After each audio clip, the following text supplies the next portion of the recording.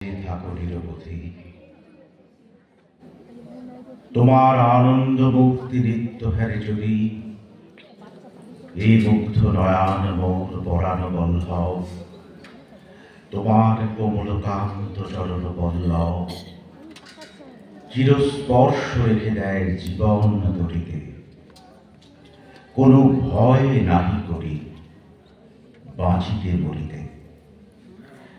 পরম দয়াল ঠাকুর আমার, পরম আরাধ্যা জগৎ জননী, পুরুষোত্তম ছায়া সঙ্গিনী শ্রী শ্রী বড়মা, পরম পূজ্যপাদ শ্রী শ্রী বরদা, পরম পূজ্যপাদ শ্রী শ্রী দাদা, পরম পূজ্যপাদ শ্রী শ্রী আচার্যদেব এবং আমার ইষ্ট পরিবারের সকলের রাদুর রাঙা চরণে আমার জন্ম জন্মান্তরে কোটি কোটি ভক্তি বিনম্র প্রণাম নিবেদন করি।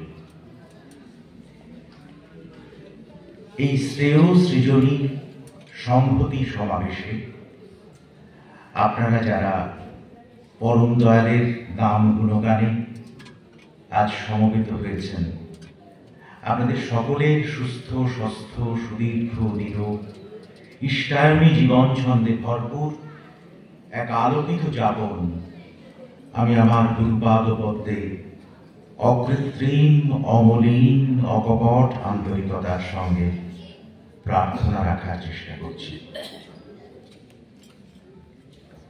একটা জীবন কি মনে হতে পারে? খুব ভালো করে খাও দাও মস্তি করো, এখানে ওখানে ঘুরে বেড়াও ফুর্তি করো, তারপরে একদিন চৌতলায় চড়ে চলে যায়। এই দর্শনের বাইরেও যে আরেকটা জীবন থাকে বা আছে, সেটা আপনারা বিশ্বাস করেন বলেই আজকে আমার বুকের অনেকগুলো পাঁজরকে আমি এখানে দেখতে পাচ্ছি। এক তো আমার অশোকদার আহ্বান, দাদা রয়েছেন, আমার প্রিয়ব্রত অভি, যাদের ছাড়া আমার কোনোদিন চলে না, বা ঋতুশ্রী, অশোকনগরের সঙ্গে আমার একটা শিকড়ের যোগ আছে, রিতেন বা ঋতুশ্রীর সূত্রে আপনারা জানেন। তাই অন্য অনেক জায়গায় আহ্বান থাকলেও অশোকদার অশোকনগরে আসার আহ্বান ফেরানো যায় না। আমরা দেখেছি ঠাকুরের কাছে জনসমুদ্র আছড়ে পড়েছে। আপনারা যেমন সমুদ্র দেখেছেন পুরীতে, যেমন দেখেছেন দীঘায়, তেমনি মানুষের ঢেউ, বিরাট বিশাল মানুষের ঢেউ, জাতি বর্ণ বংশ সম্প্রদায় নির্বিশেষে। একদিকে শেখ মুক্তার আলী, লুৎফর রহমান, অন্যদিকে শের নাসির বক্স, দহর আলী, বালকৃষ্ণন কাপুর, আরেকদিকে চন্দ্রকান্ত মেহতা, আরেকদিকে বিপিন ঢোলাকিয়া, আরেকদিকে গোপাল ভাই, অমৃত ভাই দেশাই, কান্তি ভাই দেশাই। সমগ্র ভারতবর্ষের, সারা বিশ্বের বিভিন্ন প্রান্তে কত কিসিমের, কত স্রোতের মানুষ সেখানে আছড়ে পড়েছে। আর সেই জীবন সাধনার উঠোনে, মণ্ডপে, সদরে, অন্দরে, দুয়ারে, দেউলে, আনাচে কানাচে কত রকমের, কত কিসিমের মানুষের যে আনাগোনা, তা বলে বলে যদি দিনের পর দিন বলা যায় তাহলেও শেষ করা যাবে না।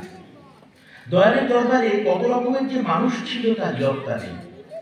যেমন ধরুন খুঁতখুঁতে, যেমন ধরুন ঘিনঘিনে, আদুরে, অভিমানী, আবদারি, বোদা, বকবকে, সবসময় বক বক বক করে, ফেল ফেলে, কেউ হুঁকো, কেউ উটমুখো, কেউ তালকানা, ভ্যাবসা, ধরপড়ে, কুচুটে, আকাট, তলতলে, নিরেট, ধাপ্পাবাজ, ধান্দাবাজ, ধড়িবাজ, ফেরেববাজ, তিক্রমবাজ, মামলাবাজ, কুচুটে, পাকতেরে, আবার একেবারে কাঁচা এবং কাঁচা খোলা দিলদরিয়া মানুষ।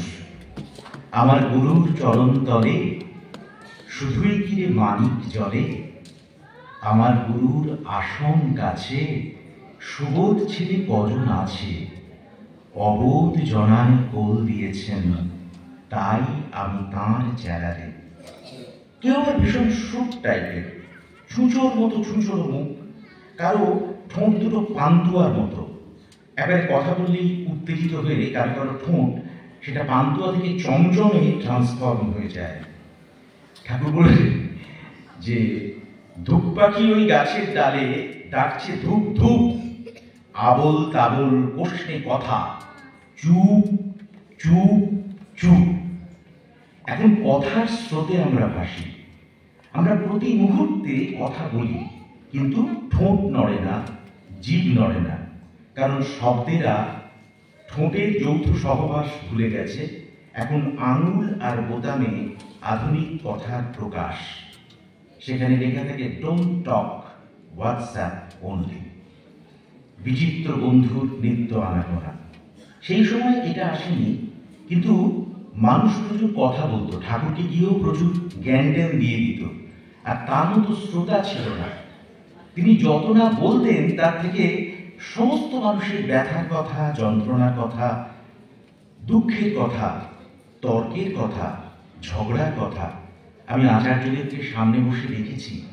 অনেক বেশি শোনেন, তারপরে হয়তো ছোট্ট করে একটা কথা বললেন। যেমন একজন মা এসে হঠাৎ বলছেন, আমি সবসময় তাকে স্মরণ করে চলি, সবসময় তার কথা আমার মনে থাকে, তিনি সবসময় আমার অন্তরে জাগ্রত রয়েছেন, আমি তাকে স্মরণ করি। অনেকক্ষণ শোনার পরে আচার্যদেব একটা লাইনে বললেন, স্মরণ করা ভালো, পালন করে চলাটা আরো ভালো। হয়ে গেল। বেশি কথা বলতে হয় না, একটা দুটো কথায় মানুষের জীবন বলতে যায়। দুটি শিশু ঠাকুরবাড়ি, যেখানে আপনারা জানেন ফিলান্থ্রপির সামনে যেখানে বসেন আচার্যদেব, দুটি শিশুর মধ্যে তর্কাতর্কি হচ্ছে একটা সাইকেল নিয়ে। সাইকেলটা কে নেবে, দুজনের সঙ্গে ঝগড়া করছে। তো এক ভাই এসে তার পিতাকে বলছেন, বাবা, দাদা আমাকে সাইকেলটা দিচ্ছে না। পিতা তখন তাকে কোলে তুলে নিলেন, কোলে তুলে নিয়ে বলছেন, সাইকেলটা কার? আমার সাইকেল। আর দাদাটা কার? আমার দাদা। তাহলে তো মিটেই গেল, তোমার দাদা তোমার সাইকেল, তার মানে তোমার সাইকেল তোমারই রইল, তোমার দাদা তোমারই রইল। দাদাকে তুমি সকালবেলা আদর করেছো, কোলে তুলে নিয়ে তাকে পাঠিয়ে দিলেন। এবারে অর্ণবাবু সাইকেলটা জ্বালাচ্ছেন, আর আমার পরম পূজনীয় অবিন দাদা পেছন পেছন সাইকেলটা ঠেলতে ঠেলতে নিয়ে যাচ্ছেন। এই দৃশ্যের মতো দ্বিতীয় দৃশ্যটি ভাবা যায়। পয়সা থাকলে আমরা কি বলতাম, এই দাদার সঙ্গে ঝামেলা করো না, কালকে তোমাকে একটা সাইকেল কিনে দেবো, বলতাম তো? কিংবা কি বলতাম, যে এরকম করলে কিন্তু তোমাকে একটা চড় মারবো, দাদাকে শ্রদ্ধা করতে হয়। এই যে ছোট্ট ছোট্ট ঘটনার মধ্যে থেকে কতখানি শিক্ষা। এই যে আপনাদের যে অনুষ্ঠান সূচি হয়েছে, তাতে আমার মনে হয়েছে এটা বোধহয় অসুবিধাই বা যিনি চয়েস করেছেন খুব সুন্দর একটা বাণী চয়েস করেছেন। আপনাদের এই অনুষ্ঠান সূচি শেষ পাতায় দেখবেন এটা লেখা আছে। আমরা এগুলো পড়ি না খুব একটা আজকাল, আমাদের খুব ব্যস্ত তো, সময় খুব কম।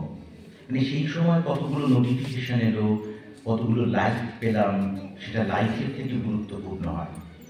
কিন্তু ওই প্রোগ্রামটা না রেখে দেওয়ার মতো। এবারকার যে উৎসবের অনুষ্ঠান পিডিএফে আমাকে অশোকদা পাঠিয়েছেন, শেষের দিকে একটা লাইন আছে, ঠাকুরের বাণী, এটা 700-661 সংখ্যক বাণী।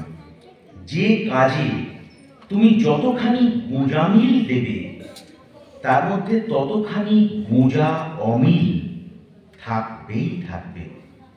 কৃতকার্যতাও সেখানে তেমন তরই ব্যাধিগ্রস্ত। ছোট্ট ছোট্ট ব্যাপার। আচার্যদেব বেরিয়েছেন এই বর্দাবাড়ি থেকে ঠাকুর বাড়িতে প্রার্থনার সময় যাবেন। রাস্তার মধ্যে একটা বড় গার্ডার পড়ে রয়েছে। গার্ডার মানে চুল বাঁধার সময় আপনাদের যেগুলো লাগে, আবার ঠোঙাতেও যেগুলো লাগে। গার্ডারটা পরম যত্নে তুলে নিয়ে ধুয়ে ধুয়ে আস্তে করে, মানে গার্ডারটা যেন ব্যথা না লাগে। এই যে প্রেম, মানুষের প্রতি তো অতল ভালোবাসার সেই পরম্পরা, ধারাবাহিকতা ঠাকুরের সময় থেকে চলেই আসছে। ওই গার্ডারটারও যেন ব্যথা না লাগে, ওটা মারিয়ে চলে যাওয়া যাবে না। ঠাকুর বাড়িতে গাছ কাটা যায় না, আপনারা জানেন। শ্রী বর্দা একটা গাছ কাটতে যাওয়ার পরে বারণ করে তাকে শুধু আদর করতেন, তাকে শুধু গায়ে হাত দিতেন, তারপর সেই গাছটায় কিন্তু পাতা এসেছিল। ফুল ফুলেছিল, এটা কিন্তু দেখেছি। আজকে যখন দুধদীপ্তি হাসপাতালের সম্প্রসারণের কথা ভাবা হয়, তখন একটা গাছ কাটতেই হবে এরকম একটা জায়গায় আসে। আচার্যদেবের আদেশে গাছটায় অ্যানাস্থেসিস করা হয়েছিল। অপারেশনের সময় যেমন হয়, পুরো গাছটাকে তুলে নিয়ে এসে আনন্দবাজারের সামনে রাখা হলো। গাছটা যেন ব্যথা না লাগে, মাটিটাকে শুদ্ধ। যেমন অপারেশনের সময় অ্যানাস্থেসিয়া দিলে, অপারেশন করলে তারপরে আবার আমাদের স্বাভাবিক হয়ে যায়, তিনি সেটা করলেন। কিন্তু দুধদীপ্তি হাসপাতাল সম্প্রসারিত হবে, গাছ কাটা যাবে না। এই ট্র্যাডিশন ঠাকুরের সময় থেকে আছে। ওই যে ঠাকুরকে কাছে একজন ইঞ্জিনিয়ার এসেছেন, বাড়ি তৈরি হবে, সরোজিনী মা বলছেন ঠাকুর এখন ঘুমাচ্ছেন, ও কেটে দিন, অসুবিধা কিছু হবে না। এই সরোজিনী, আমি কিন্তু ঘুমাই নাই, তোর সাওয়ালের হাতটাও মাঝে মাঝে আমার পেটে এসে গুঁতো মানে, তো ওই হাতখানা যদি আমি কেটে ফেলি তখন তোর ক্যাম্বায় লাগবে পদে। বঙ্কিম রায়দা ঠাকুরকে বলছেন আপনার এখান থেকে হেঁটে যেতে অসুবিধা হয়, শেকড়টা সবসময় থাকে, আমি শেকড়টা কেটে দেবো। বাবু, তোমার কোনোইটাও তো আমার পাঁজরের মধ্যে মাঝে মাঝে বেশ ধুমধুম করে মারে, আমি কিছু কই? তাহলে ওই ওরেও তুমি কাইটটা ফেলা দেবা কেন? এই হচ্ছেন দয়াল। মানুষের প্রতি প্রেম তো থাকবেই, গাছপালা, পশু পাখি, লতা পাতা, সমস্ত কিছুর প্রতি যে গভীর প্রেম, সেইটাই কিন্তু সৃষ্টি ঠাকুরের পরিচয়। আবার ঠিক এই বাণী যেটা আপনাদের অনুষ্ঠান শুরুতে আসে, শাশ্বতীর আরেকটি বাণীতে ঠাকুর বলছেন, করায় গাফিলতি, সময়ের অপব্যবহার, দয়াকে দৈন্যেই পর্যবসিত করে। কিভাবে? ওই যে গার্ডারের কথা বলছিলাম, আচার্যদেব সেই গার্ডারটিকে নিয়ে ওখানে যে সিকিউরিটি ছিল তার পকেটে রেখে বললেন, আপনি যত্ন করে এটাকে রেখে দেবেন, এটা কিন্তু খুব প্রয়োজনে কাজে লাগবে। ছোট্ট ঘটনা, হয়তো আমাদের চোখে তুচ্ছও বটে, আমরা অনেক বড় বড় ব্যাপার নিয়ে ভাবি, আর এই ছোট ছোট ব্যাপারগুলো চোখের আড়ালে থেকে যায় বলে ব্যক্তি জীবন থেকে দাম্পত্য জীবন, দাম্পত্য জীবন থেকে পরিবার জীবন, পরিবার জীবন থেকে সমাজ জীবন, সমাজ জীবন থেকে রাষ্ট্র জীবন, সেটা এলোমেলো হয়ে যায়। তারপরে পরের দিন এক পাঁজা কাগজ নিয়ে একটা মন্দিরের সমস্ত যত কিছু বিল টিল আছে, মিউটেশন সার্টিফিকেট টার্টিফিকেট নিয়ে একটা চ্যানেল ফাইল করে একজন এসছেন। যেই আচার্যদেবের সামনে গেছেন, ওই আমার ওইটা হয়, আমার সব কথাবার্তা হারিয়ে যায়, কি বলবো কিছু মানে মাথাটা ঘুরতে দেখে তখন, মানে এমন একটা প্রেমের সাগরে ভেসে যায়, খুব গুছিয়ে এখন যেভাবে কথা বলছি সেটা আচার্যদেবের সামনে ঠিক পেরিয়ে উঠি না। তো সেই ভদ্রলোকটা রাখতে গিয়ে সমস্ত কাগজগুলো ছত্রাকার হয়ে পড়ে গেছে। সঙ্গে সঙ্গে তিনি বলছেন, তার পাশের যে সেবক ছিল, দেখলি তো ওই গার্ডারটা কেন রেখেছিলাম? দুটো তিনটে গার্ডার করেছিল, বলে আপনি যান ওই সিকিউরিটির কাছ থেকে গার্ডারটা নিয়ে আসুন, গার্ডারটার মধ্যে সবকটা কাগজ একসঙ্গে রাখুন, তাহলে কিন্তু ঠিক হয়ে যাবে। তাই একটা ছোট্ট ঘটনা, বিন্দু ভজনা কিন্তু সিন্ধু তাৎপর্য, ছোট ছোট ঘটনা দিয়ে তাকে চেনা যায়। আশ্রমের মনোহর সরকারদা, তিনি ছিলেন একজন দক্ষ কুশল কাঠের মিস্ত্রি। ঠাকুরের ব্যবহার্য আসবাবপত্রে তার হাতের অনেক কারুকাজ আছে। একদিন সন্ধ্যেবেলা ঠাকুর মনোহর তাকে ডাকছেন, এই মনোহর, এর তোরে আয়। তারপরে একটা কাগজের উপরে পেন্সিল দিয়ে ভালো করে ইঁকে দেখালেন কেমন করে কিভাবে একটা সুন্দর কাঠের চেয়ার বানাতে হবে। আশ্রমে গিরিশ পণ্ডিত মশাই ছিলেন, তিনি বলে দিয়েছেন আগামীকাল সকালে ঠাকুরকে ওই চেয়ারে কিন্তু বসাতে হবে। মনোহরদা ঠাকুরের সামনে থেকে রওনা হওয়ার পর ঠাকুর বারবার করে লোক পাঠাচ্ছেন আর বলছেন, এই কতটা কাজ এগুলো কদেহি, এই কতটা কাজ এগুলো কদেহি। যারা যাচ্ছেন কাজের খোঁজ করতে সকলকে বারবার বলে দিচ্ছে, এই মনোহরকে বলিস কাজের জন্য যা যা প্রয়োজন সমস্ত যেন জোগাড় যন্ত্র করে তারপরে হাত দেয়। শাশ্বতীর আরেকটি বাণীতে ঠাকুর বলছেন, কারণ আজকে দিব্যজীবন ও বাণী আলোচ্য বিষয়, জোগাড়ে যারা তাচ্ছিল্যপূর্ণ, কর্মপ্রয়াস তাদের মৌখিক, প্রত্যাশার গোমরানি মাত্র। যথাসময় মনোহরদা সেই চেয়ার নিয়ে ঠাকুরের সামনে হাজির। ঠাকুর চেয়ার দিকে ভাবে বললেন, এই তুই সব ভালো করে দেখেছিস তো? যতবার জিজ্ঞেস করছেন মনোহরদা ততবার বলছেন খুব ভালো করে তিনি সব ঠিক আছে দেখেছেন। ঠাকুর বললেন, এক কাম করতো, বড় খোকা ওই খড়ের ঘরের যে শান বাঁধানো মেঝেটা আছে ওইখানে যায় চেয়ারটা ভালো করে বসাতো দেখি। তো সেখানে চেয়ারটাকে বসানো হলো। ঠাকুর আবার জিজ্ঞেস করলেন, কে মনোহর, সব ঠিক আছে তো? মনোহরদা আবার বললেন, মনে হচ্ছে তো ঠাকুর ঠিকই আছে। তো বয় দেখি, তুই ওখানে বয় দেখি। অনুভূতির দ্বারা যা জানা যায় তাই জ্ঞান। এবার মনোহরদা যেই বসেছেন পেছনের দিকটা টাক টাক টাক টাক করে আওয়াজ শুরু করছে। দূর থেকে দেখে ঠাকুর বলছেন, আমার প্রথমেই মনে হয়েছিল চেয়ারের পিছনে বাঁদিকের পায়াটা যেন tick tick tick tick tick tick tick tick করতেছে। মনোহরদা চেয়ারটা নাড়াচাড়া করে ঠাকুরের দিকে তাকিয়ে বললেন, ও সামান্য একটু গ্যাপ আছে ঠাকুর, ওটা আমি গ্যাটিস দিয়ে ঠিক করে দেব। মনোহরদার কথা শুনে ঠাকুর বলছেন, কি করে দিদি করি? ও গ্যাটিস কি মেরে ঠাকুর আমি ওটা ঠিক করে দেবো। তার কথা শুনে ঠাকুর ঠিক করে হেসে বলছেন মিষ্টি শুনে, তুই তো চেয়ারের পায়াতে গ্যাটিস দিবি মনি, তোর চরিত্রে শালা গ্যাটিস দিবি কেমবায় বলি হাসতে হাসতে বলছেন, যা শালা ঠিক করে নিয়ে আয়গা। ঠাকুরের জীবন আর বাণী এইখানে অচ্ছেদ্য হয়ে যায়। আজও তিনি তাই আমাদের জানাচ্ছেন যে কথা আপনাদের অনুষ্ঠান সূচিতে আছে, যে কাজে তুমি যতটা গোঁজামিল দেবে তার মধ্যে ততখানি গোঁজা অমিল থাকবেই থাকবে। কৃতকার্যতাও সেখানে তেমন তরই ব্যাধিগ্রস্ত। তখন দাম্পত্য জীবনেও প্রথম থেকে যদি আমি গান গাই, তুমি অন্য কারোর সঙ্গে বেঁধো ঘর, কিংবা যদি আমি এক ক্লান্ত পথচারী, কাঁটার মুকুট লাগে ভারী, তারে ওই গায়ক ছেড়ে নায়কের দিকে বউ পালিয়ে যেতে পারে। কার বউ কার ঘরে গেল, ইন্ডাস্ট্রি থেমে গেল। ঠাকুর বলেছিলেন, বিবাহ বিচ্ছেদ তাদের মধ্যে সত্তিলতম। মানুষের শয়তানের তহবিলে যতগুলো পাপ আছে, বিবাহ বিচ্ছেদ তাদের মধ্যে সত্তিলতম। গান তো গাইলাম, তুমি অন্য কারোর সঙ্গে বেঁধো ঘর। আমার ঘরটা যদি চলে যায় তখন ভালো লাগবে তো? আর লাউ ডগার মতো যে সন্তানগুলো একটু একটু করে বড় হয়ে উঠছে, ওগুলোকে বড় করবে কে? তাই জাহান্নামের পথ আমরা প্রশস্ত করেছি আমাদের শিল্পে, আমাদের সাহিত্যে। আজকের বিজ্ঞান দিয়েছে অনেক, রাজনীতি দিয়েছে আশা, দিয়েছে কি শান্তি, পেয়েছি কি প্রেম, পেয়েছি কি ভালোবাসা? তাই সেই প্রশ্নটা আসে। আজকে আমরা দেখছি ছোটখাটো ব্যাপারে আমরা বলি বিহেভিয়ারিয়াল থেরাপির কথা, আমরা বলি টক থেরাপির কথা। ঠাকুর বলেছিলেন, মাই ঋত্বিকস আর সাইকো ফাইটার্স, আমার ঋত্বিকরা হচ্ছেন মনস্তাত্ত্বিক যোদ্ধা। ঠাকুর ঘর ভর্তি মানুষ নিয়ে বসে আছেন। একটু আগেই খুব গভীর আলোচনা চলছিল, নানা লোক নানা রকম কথা বলছিল। আর জানেন তো, এই কথা বলার মাঝখানে ঠাকুরের দৃষ্টি কিন্তু সর্বত্র থাকতো। ঠাকুর হঠাৎ কথা বলতে বলতে থেমে গেছেন। সামনে যারা বসে গেছেন হঠাৎ দেখতে পাচ্ছেন রমণের মা। তিনি অসম্ভব বিরক্তি, রাগ আর অভিমান নিয়ে করে মুখটা একেবারে রাগী বিড়ালের মতো করে বিরক্তি আর রাগ নিয়ে অভিযোগ জানাবার জন্য দ্রুত পায়ে ঠাকুরের কাছে আসছেন।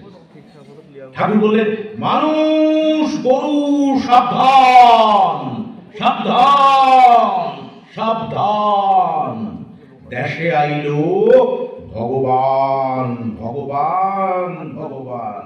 ঠাকুরের কথা শেষ হতে না হতেই রমণের মা একেবারে ঠাকুরের কাছে এসে তমাস করে বসে ঠাকুরকে, ঠাকুর আমার অনেক কথা কই বেড়াচ্ছে, সে রাগে কাঁপছে, ফুলছে একেবারে। ঠাকুর বলছেন, তোর হাঁটা দেখি শালা আমি বুঝতে পারছি তুমি শালা বড় মাপের কোনো আকাম বাধায় আসছো। সঙ্গে সঙ্গে ঠাকুর কোনো কথা বলতে না দিয়ে আবার বলছে, শোন, এমন আকাম আর অভিযোগ এই তো সারা তোমার নিত্য সঙ্গী। বলেই চেহারায় ভাবে ভঙ্গিতে একটা অদ্ভুত রঙ্গ রসিকতার সুরে বলছেন, এরা তো তোমার সঙ্গে সব সময় আছে। আচ্ছা, সাইডে যদি কথা হয়, যারা শুনতে চান, আমি তো ঠাকুরের কথা বলছি, তারা শুনতে পাবেন না, না? তাই কথাটা না বললে পাবে। আপনারা দয়া করে বসুন না সামনে এসে, খুব খারাপ লাগবে না বোধ হয়। ঠাকুর আর রমণ সাহেব মা, ঠাকুর আর কালীষষ্ঠী মা, শৈলমা যাদের নিয়ে লিখে আসলে মানে আপনারা আমাকে ভালোবাসেন, সেই সবটুকুই কিন্তু প্রতিটা মানুষের কাছে, দীক্ষিত অদীক্ষিত নির্বিশেষে এইরকম মনস্তাত্ত্বিক চিকিৎসা হয় না। একটা লোক ভয়ঙ্কর রেগে প্রায় মারতে আসছে, তাকে ঠাকুর বলছেন মীরা তো সব সময় তোমার সঙ্গেই আছে, একটা ভালো দামি বেনারসি তা তো তুমি রোজ রোজ পড়তে পারো না রমণের মা। কি কি তুমি এই ভালো দামি বেনারসির কথা যেই শুনেছেন অমনি ওই যে ভয়ঙ্কর একটা রাগে তীব্রতা নিয়ে রমণের মা আসছেন, একেবারে সাপের মাথায় ধুলো পড়ার মতন। সঙ্গে সঙ্গে তার শাড়ির দিকে খুব লক্ষ্য। আমি আমার মায়েদের কাছে শুনেছি, এই আজকে ধৃতিশ্রী আছে আমার ভাগ্নি, এর মা বা আমার মা এরা সবাই ছোটবেলা আশ্রমেই থেকেছেন, এবং এরা রমণদার মা ছিলেন বেঁটে, অত্যন্ত কুৎসিত, কালো, চোখগুলো কুতু কুতু, আঙুলগুলো পাকা সজনে ডাঁটার মতন, ঘাড়ের এখানে 5 পো সর্ষের তেল ধরে যাবে এই ধরনের কণ্ঠা বেরিয়ে রয়েছে, আবার মুখখানে একটা বিভৎস রকম ফোলা, আর চামড়া যেন চৈত্র বৈশাখের ফুটি ফাটা মাটি। আর ঠাকুর তাকে যা বলতেন তাতে তাকে বিশ্বসুন্দরী মনে হতো। সে তখন ভাবতো যে আমি মানে ওয়ার্ল্ড কুইন এরকম একটা। কেন ঠাকুর এটা করতেন? কেন ঠাকুর রমণের মাকে এত খাওয়াতেন? তিনি কি খুব বড় ভক্ত ছিলেন? এই কথাটা প্রফুল্লদা একবার জিজ্ঞেস করেছিলেন। ঠাকুর বললেন পাবনার শক্তি সংঘের পাশে ওর 3 তলা বাড়ি ছিল, ও সব কেড়ে নিয়েছে ওর আত্মীয়রা, একেবারে নিঃস্ব রিক্ত কবরতক শূন্য হয়ে স্বাধীনতার পরে ওই রমণের মা সে তার ছোট্ট শিশুপুত্রকে নিয়ে মুর্শিদাবাদের লালগোলায় চলে আসে। তারপর সর্বস্ব হারা হয়ে ঠাকুরের কাছে এসেছিল। প্রচন্ড খিদে ছিল, কিন্তু কেউ খেতে দেয়নি। দিনের পর দিন ক্ষুধার যন্ত্রণা সে মানুষটা দেখেছে, অপমান তাকে বলে দেখেছে। ঠাকুর বলছেন আমার ইচ্ছে ছিল ওর খিদের যন্ত্রণাটা আমি রাখবো না। আর মানুষের ভিতরে যখন কমপ্লেক্সিটিস দেখি, একদিকে সেক্সুয়ালিটি আর একদিকে প্রচন্ড হাংরিটি, এই দুটোর একটা সমন্বয় ছিল। তো একজন শিল্পী তিনি যেমন মডেল পান, ও আমার কাছে একটা মডেলের মতো। আর যখন বড় নাটক হয়, মাঝখানে এই ধরনের চরিত্র না থাকলে নাটক জমে না। সবসময় কৃষ্ণদার সঙ্গে সৃজন প্রগতি নিয়ে কথা বলবো, তাহলে তোমাকেও আর ভালো লাগবে নি। রমণের মা দিকে দরদি মায়া ভরা তোকে ঠাকুর বলছেন আমি একখান নীল রঙের দামি বেনারসি তোমার জন্য আনিসি রমণের মা। তীব্রতার গতিবেগ কমে যাচ্ছে, ওই যে ভয়ঙ্কর রাগ, সেই রাগ একটু একটু করে তলানিতে পৌঁছচ্ছে। যারা তোমাকে ঠাট্টা করে, আলাম ফালাম কথা কয়, বিদ্রুপ করে, এরা তো সারা জানে না যে তুমি কি। সারা একবার এই বেনারসি খান টক করি পড়ে আসো তো দেখি, এইখান পড়লি তোমাকে যা মানাবি না রে রমণের মা, তোমাকে দেখে তো সারা চেনাই যাবে না রে। ঠিক আছে দেন, পরে পড়পনে মনের মধ্যে ইচ্ছা আছে 16 আনার উপর 18 আনা, কিন্তু সামনের পরে দেখানো যাবে না যে আমি শাড়ির প্রতি আসক্ত। কি খাবার ঠাকুর 108 পদ রান্না করে এই রমণের মাকে খাইয়েছিলেন উলুধ্বনি সম্পধ্বনি করে। একটা মানুষকে মানুষ করতে, একটা সাম্রাজ্যকে হারাতে আমার দয়াল প্রস্তুত ছিলেন। আর একটা মানুষের জন্য একটা সাম্রাজ্যকে তিনি তুচ্ছ করেছেন। আবার এটাও কিন্তু দেখা গেছে, আমরা দেখেছি সাম্রাজ্য ত্যাগ কাকে বলে। ইতিহাসে সাম্রাজ্য জয় করেছেন, আলেকজান্ডার করেছেন, তৈমুরলং করেছেন, কেমন করে মানুষকে পদানত করে বর্ষ করে মানুষের শ্রদ্ধা নয় ভয় আদায় করে যায়। ইতিহাস সে কথা বলেছে। আমার ঠাকুর দেখিয়েছিলেন সাম্রাজ্য ত্যাগ করা কাকে বলে। কোটি কোটি টাকার সম্পত্তি পাবনায়, এতটুকু পেছন ফিরে না তাকিয়ে দেওঘরে চলে আসলেন দয়াল আমার। এটা পূর্ব নির্ধারিত ছিল। কখনো একবার ফিরে তাকাননি সেই কতটা সম্পত্তি আছে সেই দিকে। যদি কিছু ব্যথা থেকে থাকে সেটা তার পিতৃমাতৃভূমির জন্য ব্যথা, সেটা কোনো সম্পদের জন্য নয়। আমরা ঠাকুরের জীবনে এটা দেখেছি। যে মানুষটা একটা মানুষকে হারাতে প্রস্তুত ছিলেন না, যিনি বলতেন যে আমি জানি পাত্রটা ফুটো, তবু আমি জল ঢালতে থাকি, জল ঢালতে ঢালতে ঢালতে ঢালতে শ্যাওলা পড়েও যদি কখনো ওই ফুটোটা বন্ধ হয়, আমি ওই আশায় জল ঢালতে থাকি।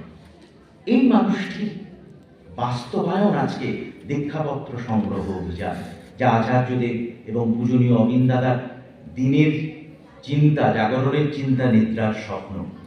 সব সময় তারা এই বিষয়টা নিয়ে ভাবছেন, এই বিষয়টা নিয়ে চলছেন। ঠাকুর বারবার করে বলেছেন, কিন্তু ইঙ্গিত দিয়েছেন যে একটা সময় আসছে, রোজ মানুষের দুয়ারে হানা দিতে হবে। খারাপের যেমন সংক্রমণ হয়, ভালোরও তেমনি সংক্রমণ হয়। যদি কিনা ভালো নেশাওয়ালা চরিত্রবান মানুষ রোজ রোজ মানুষের দুয়ারে হানা দিতে থাকে, তার উপদেষ্টার ঢং নিয়ে চলবে না। জীবন চোয়ানো উদাহরণ আর ইষ্টমুখী নেশা দিয়ে মানুষের অজ্ঞানে তারা সত্তার গভীরে সদ্ভাব খোদাই করে দেবে। আমি চাই আমার ঋত্বিক, আমার অধৈর্য, আমার যাজকেরা এমনতর হয়ে উঠুন। আর আজকে পূজনীয় অবিন দাদা বলেন, প্রত্যেকটা গুরু ভাইকে সুখে দুঃখে আনন্দে পাশে পাবে। সবার মধ্যে একটা সম্পর্ক স্থাপন করা ডিপি ওয়ার্কের প্রধান উদ্দেশ্য। সারা ভারতবর্ষে দীক্ষিত লোকের সংখ্যা 3 কোটির কিছু বেশি। আমি এইটুকু বলতে পারি, আমরা এই কার্যক্রম সঠিকভাবে শেষ করার পর একজন গুরু ভাইয়ের আনন্দে এবং দুঃখে তার পাশে 3 কোটির বেশি গুরু ভাই দাঁড়িয়ে থাকবে। তাই কেউ কখনো ঘাবড়াবেন না। ঠাকুর কি বললেন? তা কি একটা রাখালের পক্ষে দুঃখ আর দীর্ঘ নিঃশ্বাসের ব্যাপার নয় গো? সে যতক্ষণ না তার হারানো বোধন ফিরিয়ে আনতে পারে। তোমরা সেই রাখালের ব্যথায় যদি ব্যথিতই হয়ে থাকো, তার প্রীতিতে যদি বিদীপ্তই হয়ে থাকো, তবে তার হারানো যা ফিরিয়ে এনে দাও। সবারে দয়া করে ফিরায় আনো প্রভু চরণে তোমার। পান করে হলাহল কাঁদে যারা অবিরল, পান করে হলাহল কাঁদে যারা অবিরল। ফিরায় আনো প্রভু চরণে তোমার। সবারে দয়া করে ফিরায় আনো প্রভু চরণে তোমার। ডিপি ওয়ার্কস করতে গেলে কি হয়? ডিপি ওয়ার্কস করতে গেলে আমার ভালো হয়। আমি সেই সূত্রে ঠাকুরের বইগুলো পড়তে বাধ্য হই, যেখানে অনেকদিন ধুলো পড়ে যাচ্ছিল। ডাক্তাররা বলছেন walking is a good exercise. দীক্ষাপত্র সমীক্ষা অভিযানে আমি যখন হাঁটতে হাঁটতে যাই, তখন আমার শরীর সুস্থ হয়। যখন আমি কনফ্রন্টেশনে করি, বিরুদ্ধ মতের সামনে যাই, তখন আমার হিম্মতের প্রমাণ হয়। আচার্যদেব বলছেন, যাদের নিয়ে আমাদের কাজ, তাদের সবাই যে আমার একেবারে মনোমত হবে এমনটা নয়। যদি ভিন্ন মতে আমার মন টলে যায়, তাহলে আমি ঈশ্বরের মানুষ এখনো হয়ে উঠতে পারিনি। যে আমার নিন্দে করে তার সঙ্গেও আমার প্রেম, যে আমার প্রশংসা করে তার সঙ্গেও আমার প্রেম। এবং এই প্রেম যখন থাকে, তখন আমি সকলকে আপন করে নেই। এসে একজন বলছেন, দাদা আমি মেয়ের বিয়ে দিতে চাই, আমার বৌমা আনতে চাই, আমার মেয়ের বিয়ে হয়ে গেছে। আচার্য বলছেন, দেখবেন বৌমা কিন্তু আলমারিতে সাজিয়ে রাখা কোনো ফুটবলের ট্রফি নয়। এটা ট্রফি লোকজন এলো দেখালো। তাই আপনি ঠিক করুন আগে যে আপনি ডিউটিফুল বৌমা চান না বিউটিফুল বৌমা চান। বিউটিফুল বৌমা হলে ডিউটিফুল নাও হতে পারে। আমার মনে হয় আগে ডিউটিফুলটা দেখা উচিত। সেই ডিউটিফুল হতে হতে আমরা কিন্তু একটা সংসারকে যেমন সংগঠিত করে রাখেন একজন মা, ঠিক তেমনি দীক্ষাপত্র সমীক্ষা অভিযান আমাদের আবার নতুন করে ঢেউ তুলেছে, নতুন করে জাগরণ এনে দিয়েছে। অবিন দাদা গল্প করছেন, একজন মা, অনেকদিন তাকে কেউ খোঁজই নেয় না। একজন ঋত্বিক দাদা পেছনের দরজা দিয়ে অনেক খোঁজ করে ঠিকানা নিয়ে তার কাছে গেছেন। গিয়ে দেখছেন যে ক্যাথিটার লাগানো, কেউ খোলা নেই। 3 দিন সেই মা কিছু খাননি। অত্যন্ত দুর্গন্ধ বেরোচ্ছে, টিম টিম করে একটা আলো জ্বলছে। তিনি তখন গুরু বোনেদের ডেকে নিয়ে এসে ওই মাটিকে ধুয়ে মুছিয়ে সুন্দর করে তুললেন। ওই মাটি আগে ঠোঙা বেঁধে কিছু রোজগার করতেন, এখন রোজগারের পথ বন্ধ হয়েছে। তার জীবন ধারণের সমস্ত অর্থ এবং কথা দিয়ে, সাহস দিয়ে তাকে নতুন জীবনে প্রতিষ্ঠা করলেন। দীক্ষাপত্র সমীক্ষা অভিযানে তিনি অংশ নিলেন, তার জীবন বদলে গেল। এক মদ্যপ মাতাল আচার্যদেবকে এসে বলছে, আমি কিন্তু কোনো কিছু বুঝি না, ধর্মকর্ম বুঝি না, আমার সব গেছে, আমার চাকরি গেছে, আমার সন্তান গেছে, আমার পরিবার গেছে, আমার সব গেছে, এবার আপনি বলুন কি করব। আচার্যদেব বললেন, সে প্রচন্ড মদ খায়, প্রচন্ড মদ। ঠিক হেমকবিকে ঠাকুর যেমন পরিবর্তন এনেছিলেন, সুরা ছেড়ে সুরের নেশায় ডুবতে দেখেছি, ঠিক তেমনি এই যে মানুষটি, এও মদ্যপান করে। আচার্যদেব হাসতে হাসতে বলছেন, আরে বাবা, তুই তো দধিচি মুনি রে। দধিচি নিজের পাঁজর দিয়ে দেবতাদের অস্ত্র তৈরি করেছিল। কত রোজগার হয় জানিস আমাদের সরকারের ওই মদ বেচে? তাহলে তুই নিজের জীবনকে ধ্বংস করে সরকারের তহবিল বাড়িয়ে দিচ্ছিস, তুই তো দধিচি মুনি বলে এবারে সেই এলাকার যারা দীক্ষাপত্র সমীক্ষার কাজ করছেন তাদের সঙ্গে যোগাযোগ করিয়ে দিলেন। তারপরে এমন ভাবে সে মেতে গেল দীক্ষাপত্র সমীক্ষা অভিযানে যে আস্তে আস্তে করে তার মদের নেশা কেটে গেল। চাকরিতে তাকে ডেকে বহাল করা হলো। তারপরে সে আচার্যদেবকে প্রণাম করতে গেছে। আচার্যদেব তখন তাকে বলছেন, না না, গল্পটা এখনো শেষ হয়নি, আগে ওর বউ বাচ্চাকে বাড়িতে ফিরিয়ে নিয়ে এসো, বৃত্তটা সম্পূর্ণ হোক, তবে দীক্ষাপত্র সমীক্ষা অভিযানের সার্থকতা। এই কিন্তু মানুষের জীবন প্রতিদিন। আমরা তো বলি যে উষানিশায় মন্ত্র সাধন, চলাফেরায় জপ, যথাসময় ইষ্ট নির্দেশ, মূর্ত করাই তপ। তো ইষ্ট নির্দেশ কিন্তু এখন দীক্ষাপত্র সমীক্ষা অভিযান। সেই জায়গায় কিন্তু আমরা দেখছি মানুষের মন বুঝে কাজ করা। তো একটা মানুষ যখন রমনদার মা ওইভাবে আসছেন, ঠাকুর তাকে বলছেন, ঠাকুর তাকে ঠিক আছে দেন, পরে করবো নে, এখন আমি যেটা করতে এসেছিলাম সেই কথাটা আগে শোনেন।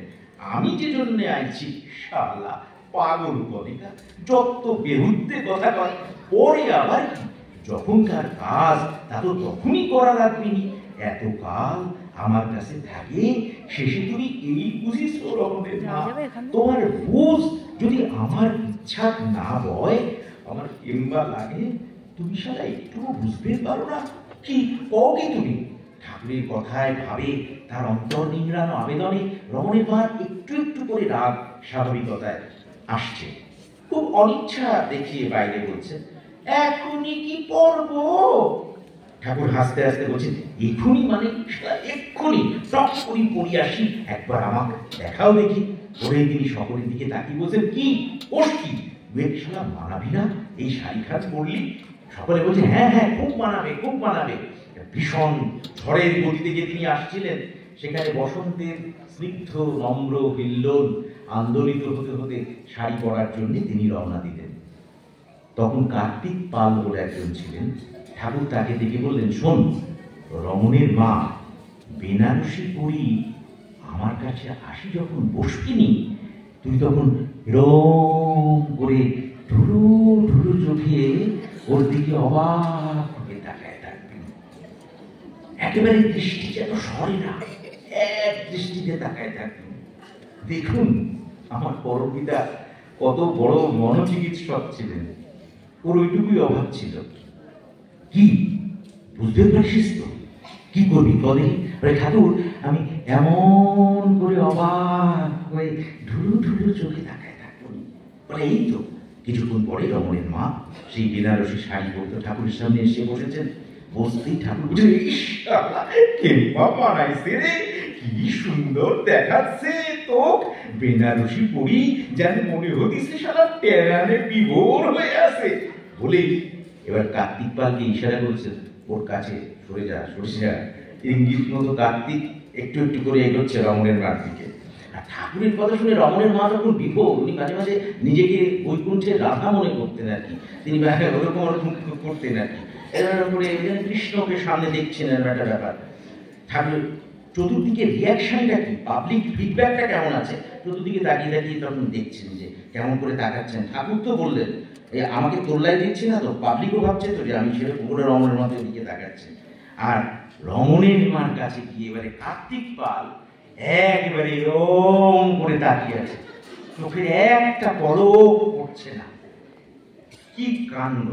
আর রমণের মা তো সেটা দেখতে পেয়েছে, দেখি অসম্ভব রাগ আর বিরক্তিতে বলছে মরণ দশা বলে একটু একটু করে ডান দিকে সরে গেছে। সঙ্গে সঙ্গে ঠাকুর সেটা বলছেন তুই একটু কার্তিকের কাছে সরে যা। কার্তিককে তাকে বলছেন তুই একটু কাছে চলে যা, সর্প হইয়া রংসাও গুরু তুমি ওঝা হইয়া ছাড়ো, সাংঘাতিক। তো কার্তিক পাল সেও রমণের মার দিকে এগোচ্ছে, আর রমণের মাও যত এগোচ্ছে কার্তিকও তার দিকে একটু একটু করে এগোচ্ছে, একটু একটু করে এগোতে এগোতে এগোতে এগোতে এগোতে অনেকটা দূরে চলে গেছে। দূর থেকে বলছে ঠাকুর আপনি দেখতেছেন না আপনার সামনে ওই কার্তিকের পাল আমার সাথে কেমন হিল্লতি করতেছে, সারা দিল্লি একটা এখানে আসি ছুটেছে ঠাকুরের কাছে সব। রমণের মার কথা শুনে ঠাকুর তাকালেন, সামনে থেকে ঠাকুরের কাছ থেকে সরতে সরতে সরতে সরতে অনেকটা দূরে একটা কোণার দিকে রমণের মা চলে গেছেন। ঠাকুর তাকে বলছেন তুই আসিস কার কাছে? আপনার কাছে। তুমি যে আমার কাছে আসিস তা তোমার দেখাশোনা করে কি যা? আপনি তো করেন ঠাকুর। তা তোমার বিনারসি পড়ালো কি যা? ও আপনি যেন জানেন না, এইমাত্র আপনি তো আমাকে দিলেন ঠাকুর। নতুন বেনারসি পড়ি আসে। তুমি কার কাছে বসেছিলে রমণের মা? আপনার সামনে। তা শালা আমার সামনে আসে, আমার সামনে বসে তুই অত অত অত দূরে চলে গেলি কে? আপনি দেখতেছেন না ঠাকুর ওই কার্তিকে আমার সঙ্গে হিল্লতি করতেছিল, তুই তো শালা আমার সামনে আসে বসেছিলি। তো আমাকে দেখলি পর তুই কার্তিকের দিকে তাকাইছিলি কে? আমাকে দেখতে পাস নাই রমণের মা, কার্তিকে দেখছিলি? ঠাকুরের এই জিজ্ঞাসার উত্তর রমণের মা কেন কারো জানা ছিল না। একটু আগে সেই অপরূপ লীলা মাধুর্যে রঙ্গ তমাশায় জমজমাট আসর হঠাৎ নির্বাক নিঃস্পন্দ, শুধু টিকটক টিকটক টিকটক পেন্ডুলামের আওয়াজটা ঠাকুরের তীব্র চোখ চরকির মতো ঘুরে চলেছে। সকলের অন্তরের ভিতর পর্যন্ত পর্যবেক্ষণ করছেন অন্তর্যামী। কিছুক্ষণ পরে অস্ফুট স্বরে বললেন শুধু শালা রমণের মা কে?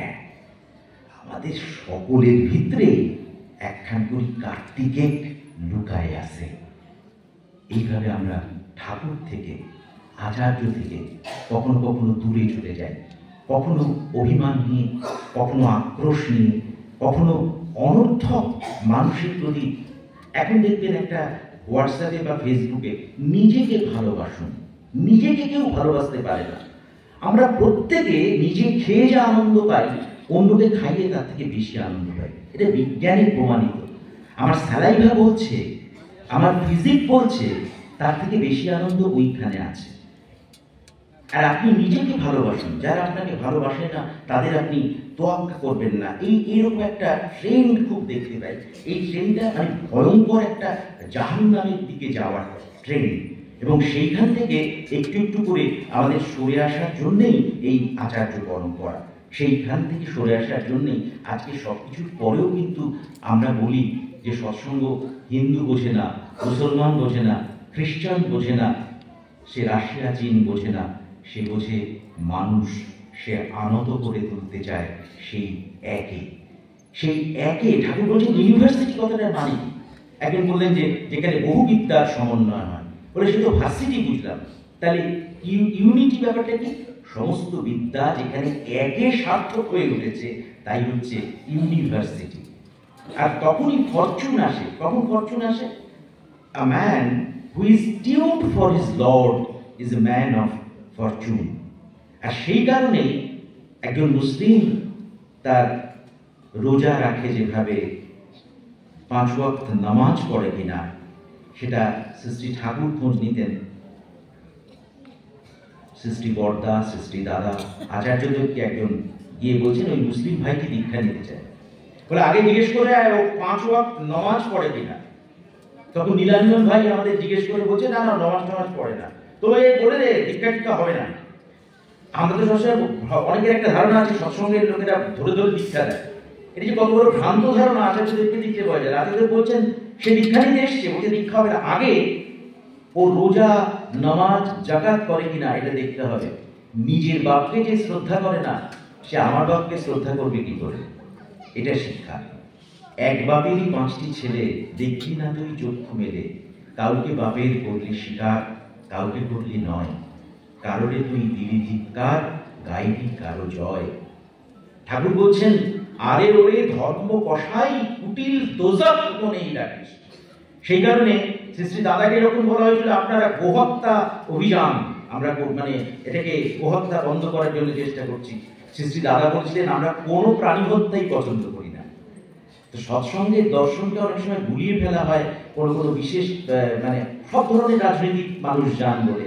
তো আচার্যদেব বলেন আমাদের কাছে সবাই আসেন, আমরা সবার সঙ্গে মিশবো, আমরা সকলের সঙ্গে মানে আমন্ত্রণ জানাবো, আপ্যায়ন করবো, কিন্তু আমাদের একটাই দল, সেটা ঠাকুরের দল। এটা কিন্তু আমাদের মনে রাখতে হবে। আর এই মুহূর্তে আমাদের প্রার্থনার সময় প্রায় এগিয়ে এসেছে। আমি বারবার করে অভিকে মঞ্চে চাইছিলাম, আমি প্রিয়ব্রতকে মঞ্চে চাইছিলাম। দুঃখের বিষয় তাদের আমি দূর থেকে দেখতে পাচ্ছি, কিন্তু এখানে আমি তাদেরকে পাচ্ছি না। ওরা একটু মঞ্চে এলে আমার একটু ভালো লাগতো। যদিও মানে আমাকে বলা হয়েছে যে আপনি একদম গান টান করবেন না, তবুও আমার মনে হচ্ছে যে আজকে ডিপি ওয়ার্ডস নিয়ে না আমি সম্প্রতি একটা গান নিজে লিখেছিলাম, সেটা আমি মানে আপনাদের একটু শোনাতাম। এবং এই যে নতুন একটা ঢেউ এসেছে, একটা নতুন করে একটা জাগরণ আমরা দেখছি যে আমরা আকাশেও চলতে পারি, আমরা মাটিতেও হাঁটতে পারি। এই সবটা নিয়ে কিন্তু দীক্ষাপত্র সমীক্ষা অভিযান সৎসঙ্গ আন্দোলনের ইতিহাসে একটা নতুন মাইলস্টোন রচনা করছে। যারা এই অভিযানে সামিল হয়েছেন তার দিব্য জীবন বাণীকে দুয়ারে দুয়ারে ফিরিয়ে নিয়ে গিয়ে ওই হারিয়ে যাওয়া মেলায় যে ভাইটি তাকে আবার ফিরিয়ে নিয়ে আসার কাজে ব্রতী হয়েছেন, তাদের সকলের অন্তরস্থ ঠাকুরকে আমার অন্তরের প্রণাম, অন্তরের ভালোবাসা আমি জানাচ্ছি। এবং আপনাদের সকলের আমি আবার সুস্থ স্বাস্থ্য সুদীর্ঘ নিরোগ ইষ্টায়নী জীবন ছন্দের এক আলোকিত যাপন প্রার্থনা করছি। আপনাদের সকলের ভালো হোক, সবাই ভালো থাকুন, সবাইকে নিয়ে চলুন, কেউ বিচ্ছিন্ন হবেন না। আজকের এই সময়টা খুব একটা অস্থির সময়, সেখানে আমরা প্রত্যেক মানে মানুষের কাছে মানুষের একটা ভালোবাসার জায়গা যদি থাকে তাহলে আমাদের জীবনটা একটু অন্যরকম হবে। সেই কারণে আমি একটু যদি ধরো একটা নতুন ঢেউ, তো একটা নতুন জাগরণ এই ডিপি ওয়ার্কসের মধ্যে দিয়ে আসছে, যা ঠাকুরকে কেন্দ্র করে আচার্যদেব এবং অবিন্দাদার যে স্বপ্ন, সেই স্বপ্নকে আমরা সফল করতে পারছি, সেই স্বপ্নকে একটা নতুন দিগন্তের দিকে উড়াল দিতে পারছি। রাত্রির গভীর বৃন্দ থেকে ফুটন্ত সকালটিকে ছিনিয়ে আনার জন্যে ব্রতী হতে পারছি। একটা নতুন ঢেউ, একটা জাগরণ, সেই জাগরণকে মনে রেখে আমার মন যে কথাগুলো বলছিল, অনেক সময় সারা রাত্রি ধরে ঘুমোই না, তখন মাঝে মাঝে এরকম কতগুলো গানের লাইন, সেগুলো গান হয় কিনা জানি না, আপনারা বলতে পারবেন, তবে আমার একটা চেষ্টা থাকে সেটা এরকম আর কি।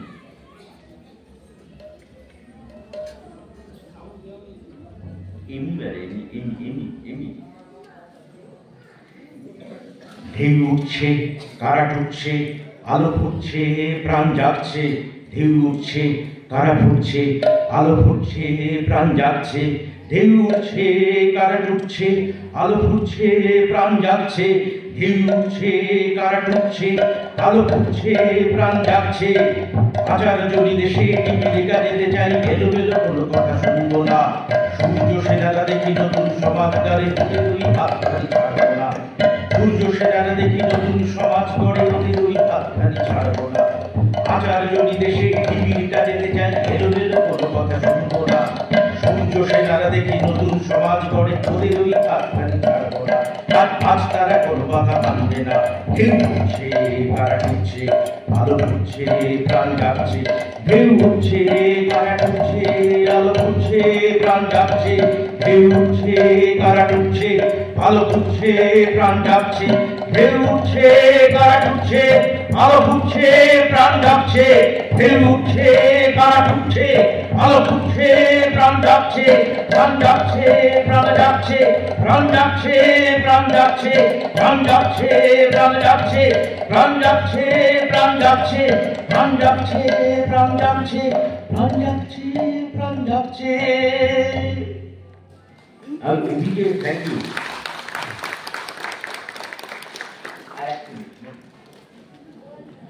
ধরো হাল শক্ত ভাবে, ধরো হাল শক্ত ভাবে, ভয় কি দয়াল সাথে, টলবে না নৌকা ভীষণ ঝড়েতে। ও হারিয়ে যাওয়া বন্ধু,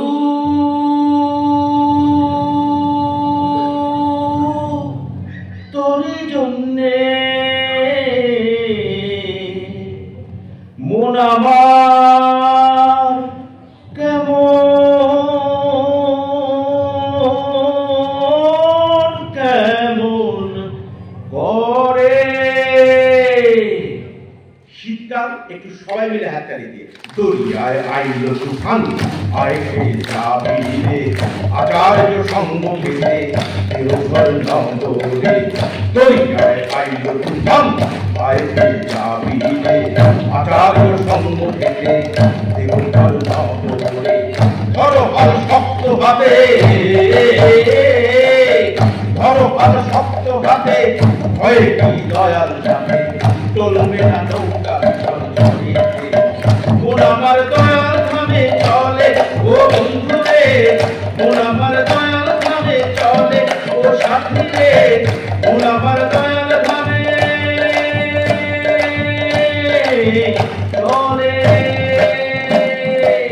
পিছে তুমি একা একা কেন সেই ঘরের মাঝে, আচার্য নিজের শুনে থেকে যা টিকির কাজে।